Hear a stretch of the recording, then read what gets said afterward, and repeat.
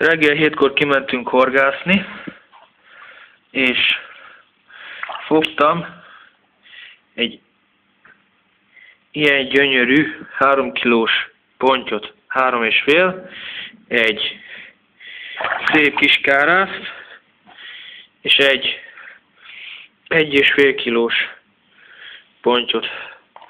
Az a 3 kilós, az nézd meg, mekkora a babakád. Itt egy babakád, és a babakádnak hát nem fér bele a babakádba. Keresztbe, nézzétek meg. Keresztbe nem tudom belefektetni olyan.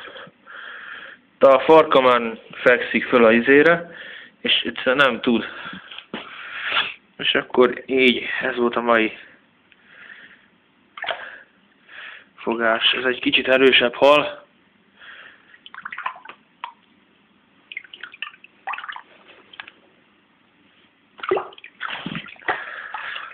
Szép ez a nagy ponty, gyönyörű vagy. Hát ez a mai termés, gyerekek.